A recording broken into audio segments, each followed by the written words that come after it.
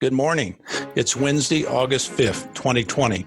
I'm Brad Lindemann, and this is In Business for Life. This is In Business for Life, a weekly podcast exploring how life-minded leaders like you are leveraging their time, treasure, and talent to save the preborn, champion adoption, and minister to men and women touched by abortion.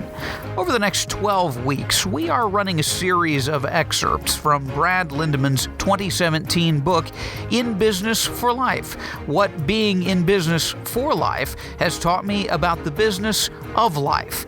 Available in print and Kindle. Get your copy today at www.inbusinessforlife.org.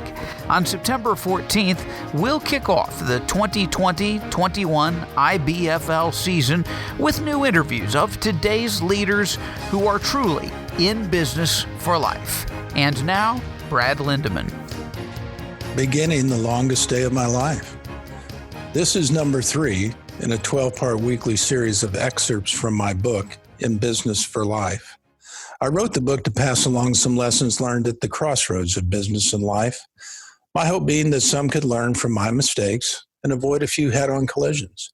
Failing that, my hope is that readers walk away from future collisions with fewer injuries and a mysterious grin.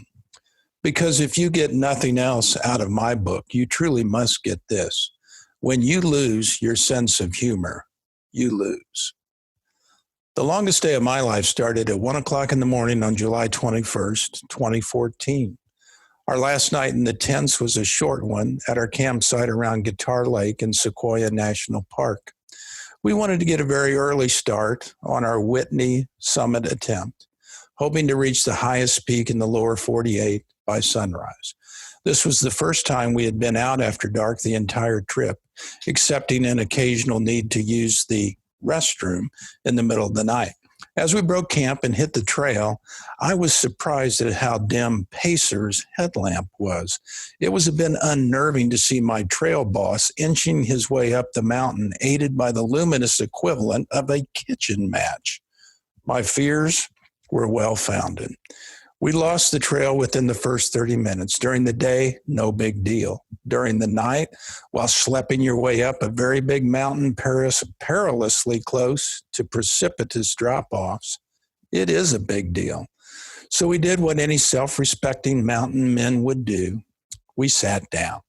Fortunately, we didn't have to wait long for brighter lights and brighter minds to arrive.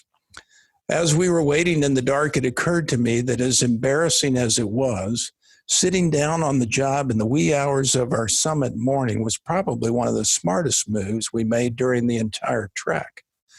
How often do we lose our way in life, then make matters worse by redoubling our efforts despite being misguided and ill-equipped?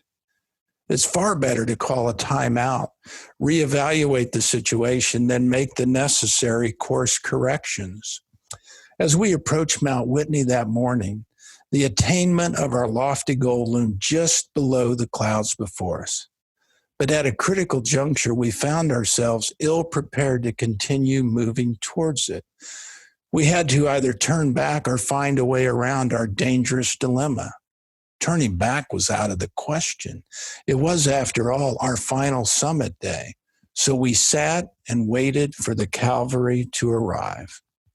And arrive they did, in the form of a single trekker decked out in all the latest European climbing gear. He was chugging along like the little toot that could, with a headlamp that could have illuminated the Grand Canyon. In a mild British accent, he graciously gave us the assurance that we needed and invited us to follow him.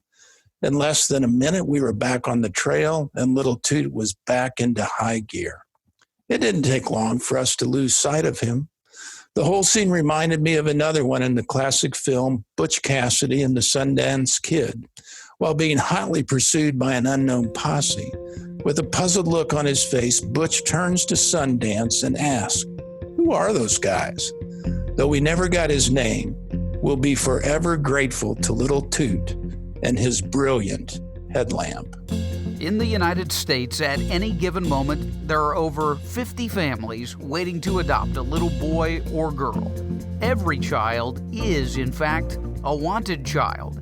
In Business for Life is rallying pro-life business and community leaders to help stop aborting babies and start filling empty arms through adoption.